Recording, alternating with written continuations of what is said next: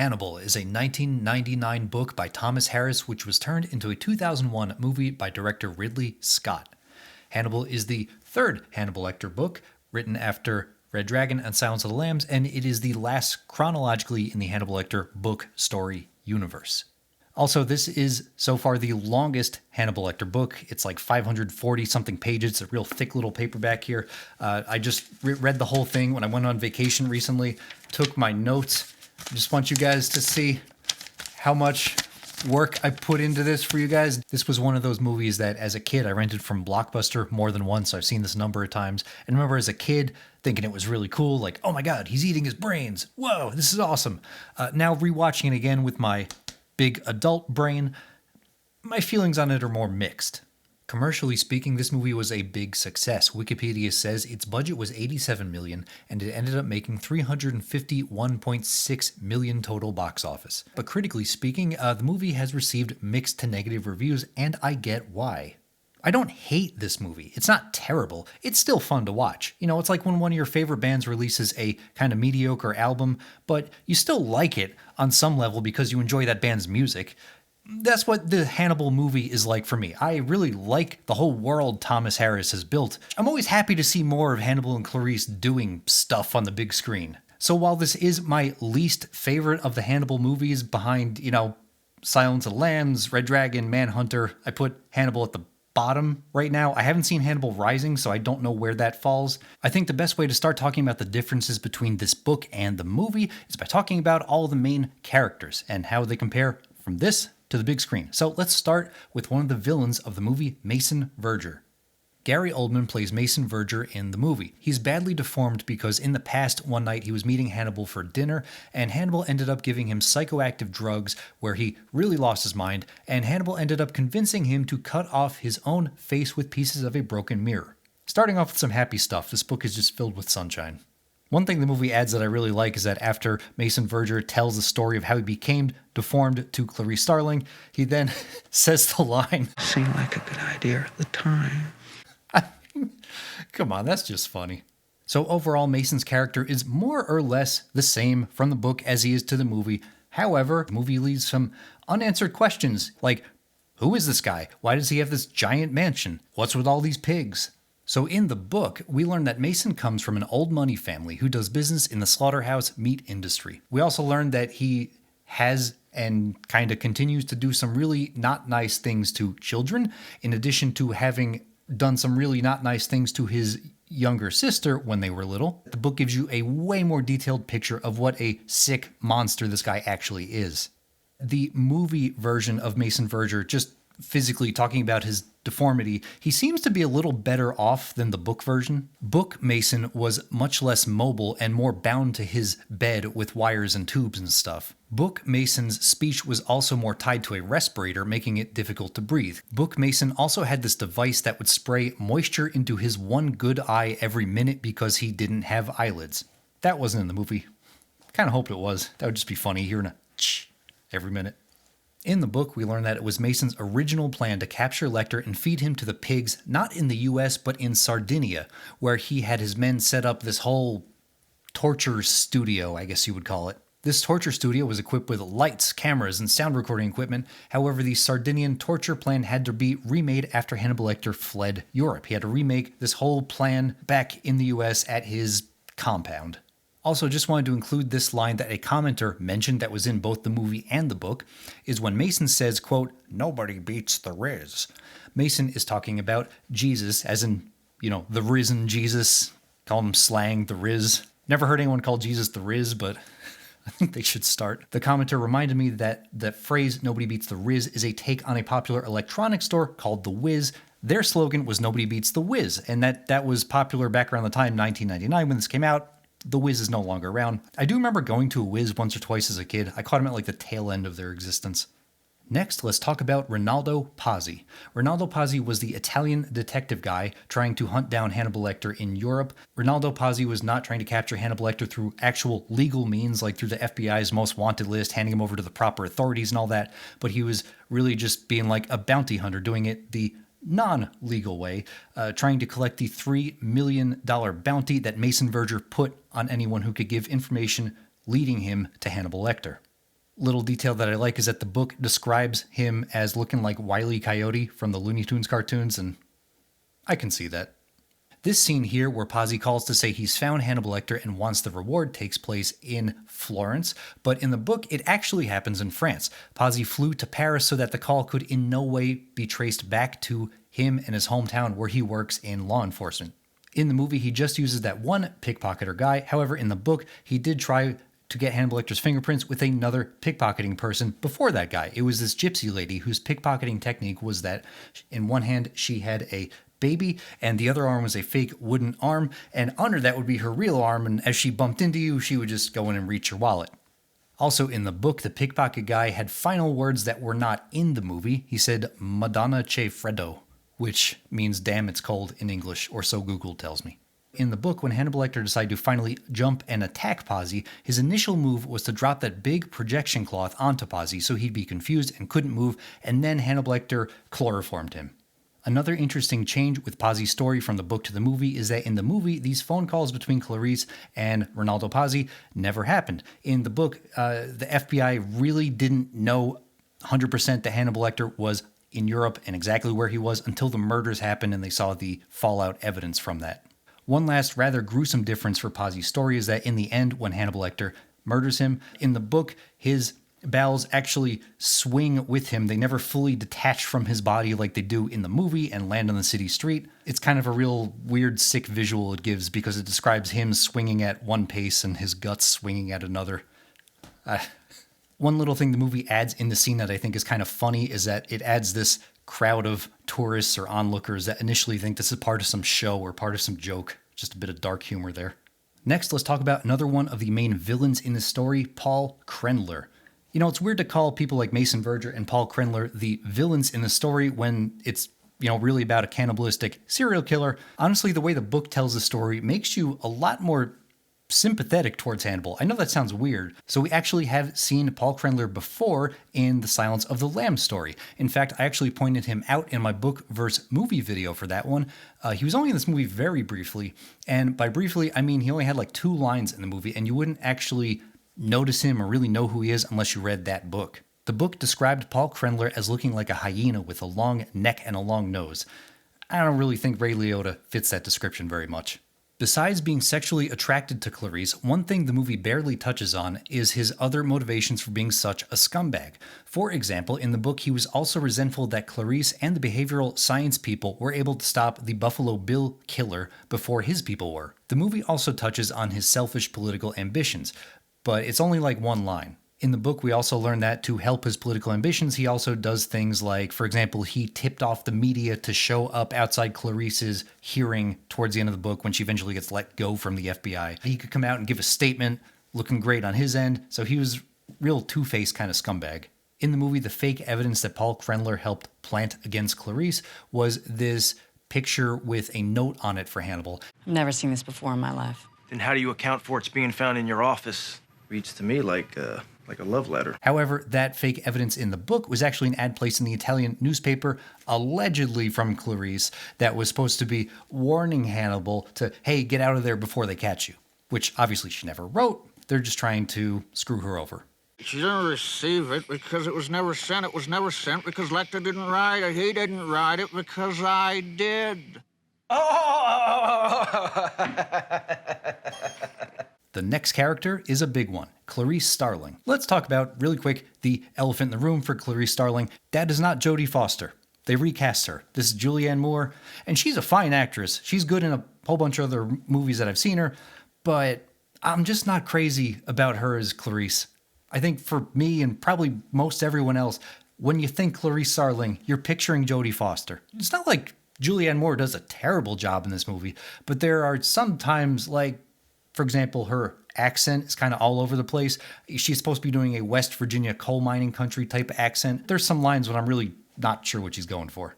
Velda, get out of the car! In the movie, we don't really get that much depth to her character. I mean, obviously the book has way more time to flesh her character out, but in the movie, she just kind of comes across as stoic and stern and angry the whole time, and you don't really know why. The movie barely mentions the death of her father that still haunts her, or how she was actually pretty close with that one agent at the beginning of the movie with that shootout raid. His name was Agent Brigham. He got killed at the beginning of the movie, and his death really affected her. Or her growing disillusionment with the FBI and her career. I mean, they did mention in the movie her disillusionment with the FBI, but honestly, after rewatching it, Hannibal talks more about that than we see Clarice being disillusioned. But now, alas, you're in bad odor with the FBI. Do you imagine your daddy being shamed by your disgrace? You fell in love with the Bureau, the institution, only to discover, after giving it everything you've got, that it does not love you back. Would they have you back, do you think? The FBI? Those people you despise almost as much as they despise you? You believe in the oath you took. They don't. You feel it is your duty to protect the sheep. They don't. I also don't really feel like she has much of a character arc in the movie. I mean, does anyone in this movie? One thing that I thought was very interesting that the book touched on but the movie did not was the fact that Clarice Starling actually never made it into the FBI's behavioral science program that Jack Crawford ran. Remember how Silence of the Lambs ended on such a positive note? She catches Buffalo Bill, she becomes an FBI agent, everyone's applauding her. You think she's going to have this great future, be the #1 star agent. Well, it turns out she never actually made it into that behavioral science department she was doing work for. The biggest reason the book cites for this is that she had a rather brash and abrasive personality and really didn't care for office politics at all. I wasn't speaking to you, Mr. Krendler. When I speak to you, you'll know it because I'll look at you. You got a smart mouth, lady. Combine that with some institutional sexism and the good old boy attitude that was in the FBI, especially back then. It's just really not set up for her to thrive in the FBI's corporate hierarchy. In the movie, her decision to go save Hannibal Lecter from Mason's people was done without putting that much thought into it. They really didn't allow much movie time for us to see the conflict that was going on within her, because I don't really think there was much conflict in the movie. In the book, she was at her lowest point, and she debates what's the right thing to do. She eventually makes the big decision to go rogue, lone wolf style and rescue Hannibal from Mason's people.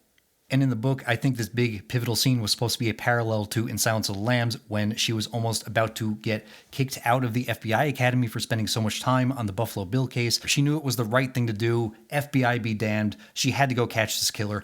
And that was a big moment in Silence of the Lambs. This moment I'm describing was the equivalent of that in Hannibal.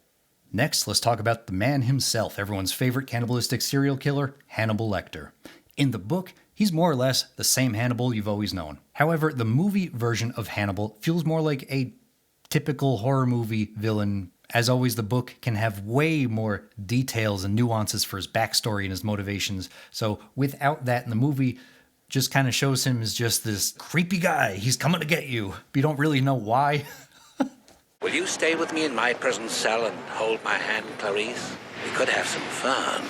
It's like Mason asks in this one scene. Does Lecter want to fuck her or kill her or eat her or what? I really don't know.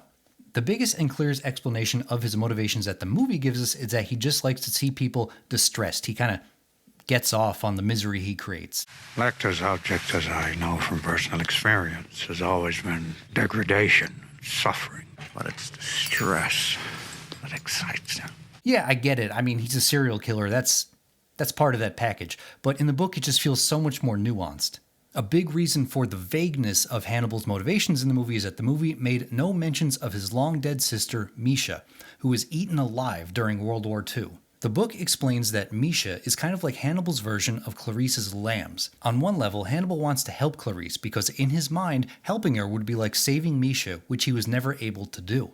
So as far as his appearance, the book mentions how Hannibal got some plastic surgery done on his nose and his cheeks to help disguise himself. But in the movie, he hasn't changed his look at all. He just kind of dyed his hair a little darker. In fact, we see him having more of a disguise in his fake immigration photo here. So why didn't he leave it like that? I mean, that looks less like Anthony Hopkins than just dyeing your hair black. Also talking about his appearance, particularly his outfits, I'm not always crazy about the way Hannibal looks in this movie. His average people clothes, his hair dye, his sunglasses, his buzz cut, it just doesn't feel like Hannibal to me. I don't know. Remember in Silence of the Lambs, his prison jumpsuit with his slick back hair strapped to the dolly with that face mask? He looked way scarier in that scene than he did in any scene in the Hannibal movie to me. For the next section, I'm going to talk about some of the plot and structural changes from this book to the movie. So in the movie, there were some random scenes that they added or just made up that weren't in the book. This scene of Hannibal sneaking into Krendler's house and interacting with his dog was totally made up for the movie. Also, this scene of Hannibal sneaking into Clarice's house and being creepy with her was also made up for the movie. However, in the book, there is a very similar scene where Hannibal does break into Clarice's personal property, but it's not her house, it's her car. When she's out jogging in a park, he breaks into her Mustang, lays down the back, and just sniffs everything. The movie phone calls between Renaldo Pazzi and Clarice Starling never happened in the book, and this also includes the brief call between Clarice and Hannibal right before Hannibal dumps Pazzi off the balcony. Clarice, there is nothing in this world that I would love more than to be able to chat with you. Unfortunately, you've caught me at an awkward moment. In the book, Hannibal and Clarice actually never met or spoke to one another until that big rescue scene towards the end. That whole cat and mouse scene where Hannibal's talking on the cell phone to Clarice and they're going through Washington, D.C.'s train station and there's the carousel and all that, that was all made up for the movie. Another structural change I thought was interesting was that the movie actually reordered some events from the book's plotline. For example, the very first thing you see in the movie where Barney is talking to Mason Verger, that actually happened much later in the book. The book actually starts right with that shootout that Clarice and the FBI people are having. The area in the FBI basement that Clarice is working in the book was dubbed Hannibal's house by some of the FBI agents. Not sure why they didn't include that in the movie. I think that's kind of cool. However, in the movie, that appeared much sooner than it did in the book. There were also a number of character dialogue changes in the movie. Obviously, the scenes that they made up for the movie, none of that dialogue was in the book. Obviously. Okay, but even some scenes that were shared between the book and the movie just changed some lines around. One particular dialogue change that I thought was interesting was that this dialogue from Renaldo Pazzi about the Il Monstro killer that he previously captured didn't happen like this in the book. You were on the El Monstro case, I'm sure I read. This is much less grand a case, I would think. Were you unfairly dismissed from the grander case, or did you deserve it? But I get why they did it like this for the movie, because it's a really screenwriting-wise, efficient way to convey his backstory without having to just have, like, voiceover narrating that whole chapter from the book where we learned about his backstory. There were also a couple of interesting location changes for scenes shared between the book and the movie. In the book, the scene where Carlo's goons capture Hannibal actually happened at a Safeway supermarket parking lot and not the more visually pleasing for the movie train station in Washington, D.C. I actually kind of like the idea more how it was done in the book where they captured him in a supermarket parking lot because it gives you a feeling that danger can come at anywhere, anytime, not just these grand cinematic locations like the DC train station. In the movie, the horrific dinner scene took place at Paul Krendler's summer house, but in the book, it was actually a shore house that Hannibal Lecter rented away from the DC area. The book also had a number of interesting characters with their own subplots that were completely left out of the movie. In the book, Mason had a lesbian bodybuilding sister named Margot. In the movie, Mason is killed by being pushed into the pig pit by his assistant. However, in the book, it's actually his sister who kills him in the end. In the book, Mason's sister, Margot, kills him after she obtains the needed sample so her and her partner could have a rightful heir to the Verger bloodline. Longtime Hannibal character Jack Crawford was in the book, but not in the movie. His absence isn't that missed in the movie because he really didn't have that much to do even in the book, besides support Clarice a few times when she needed it. Also, unfortunately, by the end of the book, Jack Crawford dies from complications with a heart attack. The movie also left out any appearance of Ardelia Mapp, who was Clarice Starling's friend from the FBI Academy. In the book, we learn that Ardelia Mapp and Clarice were living together in a shared condo that we see Clarice in the scene in the movie. Ardelia would also support Clarice several times throughout the story and even showed up at Barney's house at the end with a gun, threatening him for any information on Clarice's whereabouts. Next, I'm going to talk about some things that I felt the Hannibal movie added just to be creepy. So, previous movies in this series, like Red Dragon, Silence of the Lambs, and even Manhunter, had a certain amount of restraint to them, a less is more approach. The Hannibal movie did not. For example, the birds in the opening credits form Hannibal's face, which just seems kind of silly to me. There was also a lot of horror movie style editing that they just kind of threw in, lots of flashes and jumps and creepy music hits trying to keep you on edge.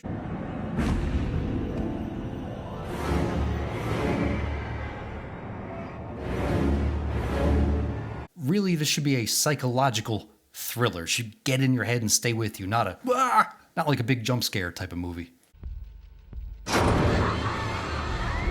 In the movie, Hannibal says this line about feet, and I think they just added that to be creepy because it wasn't in the book at all. I like to watch you as we speak. It pleases me. You have very shapely feet.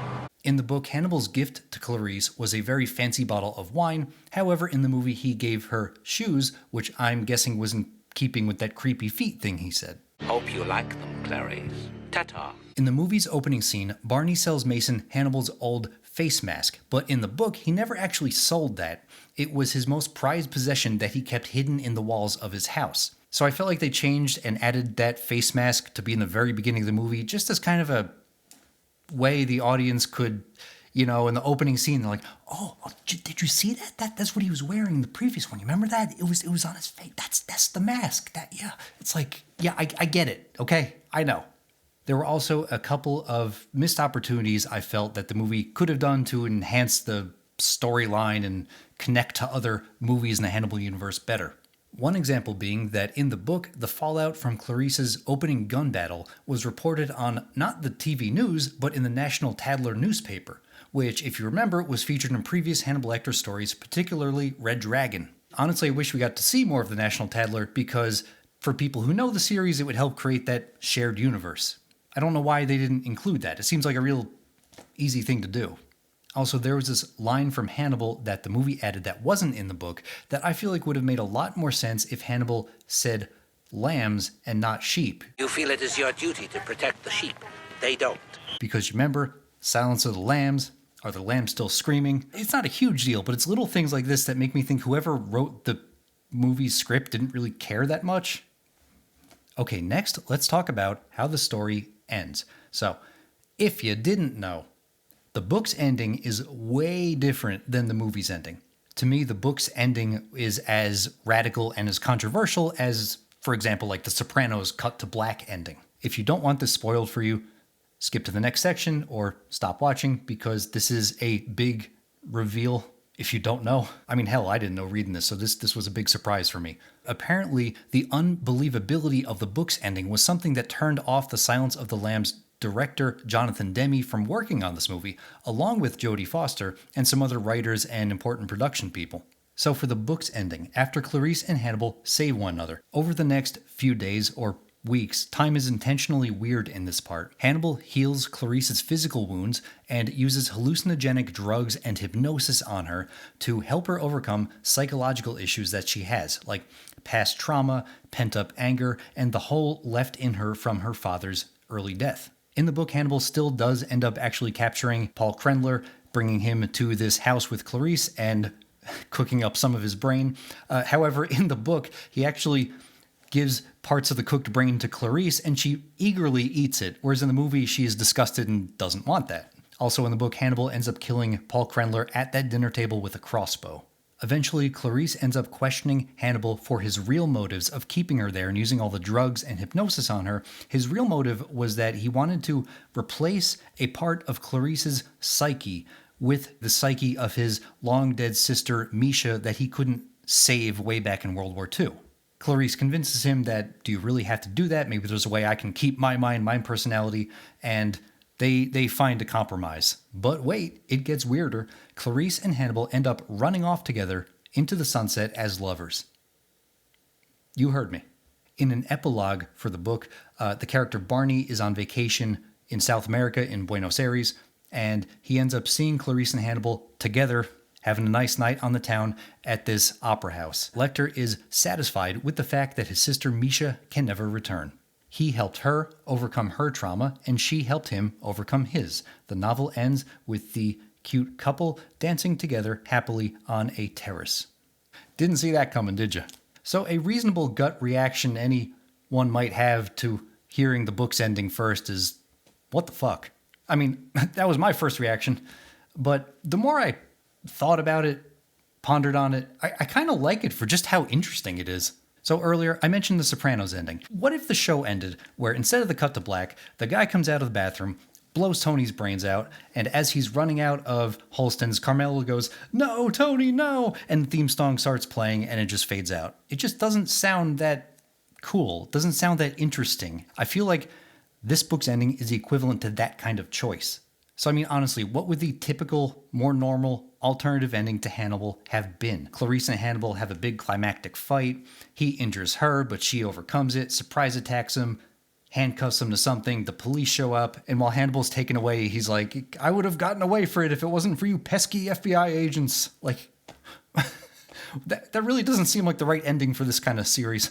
A thing that I think is really interesting about Hannibal's bold ending is the ambiguity of it. You don't 100% know if Clarice is running away with Hannibal because of the hypnosis and the psychoactive drugs he gave her, or because she's doing it on her own free will. And the psychoactive drugs Lecter used on her have had no part in their lives for a very long time. Or maybe it's a combination of the two of those. We don't really know. The book makes it intentionally vague. I always like to close out with some random fun thoughts I had while watching this movie. So let's share some of those. So in the book, the song Macarena was playing throughout this battle scene. And it ended up saying that anytime Clarice would hear this song in the future, she would shudder thinking of this moment. I'm kind of okay with the Macarena not being in that movie because I just can't see the Macarena going over this scene. I think it's funny that in both the book and the movie, after the shootout in the beginning, Guinness World Records contacted Clarice and wanted to give her an award for most kills by a female FBI agent. This is from the Guinness Book of World Records congratulating me on being the female FBI agent who has shot and killed the most people. Hey look, it's Samir from Office Space. Hey look, it's Hector Salamanca from Breaking Bad. And he's sniffing things. This little scare Clarice gives Krendler wasn't in the book, but I like that they added this. What is your worst memory of childhood? Jesus, Starling! Can I help you, Mr. Krendler? Okie dokie. Here we go.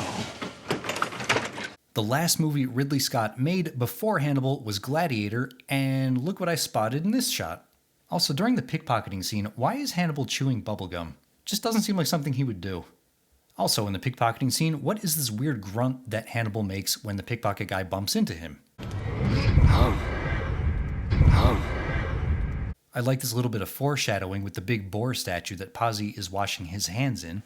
Just a little detailed difference between the book and the movie is that in the book, Hannibal got hit with a tranquilizer gun, whereas in the movie, he got tased. And in the book, Clarice got tranquilized, while in the movie, she got shot. In the movie, they say the plot is all happening around the 4th of July. But in the book, it was happening around Clarice's birthday, which is 2 days before Christmas. So if her birthday is 2 days before Christmas and Hannibal is captured and then she spent a day ruminating on it and then decided to go save him.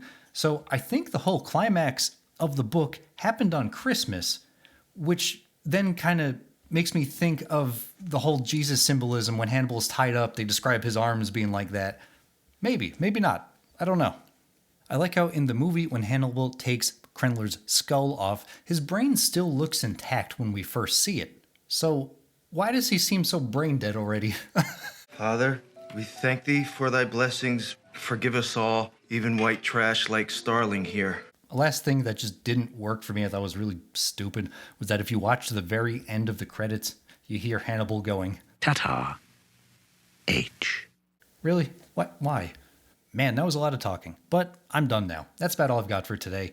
I hope you enjoyed this book to movie for Hannibal. I have been really enjoying covering the Hannibal Lecter story universe, so I'm probably going to do Hannibal Rising at some point, then maybe I'll watch the TV show. I haven't seen either of those yet, so that should be a fun watch. So if you stuck around to this point, thank you very much. I appreciate it as always, and I will see you next time. Goodbye.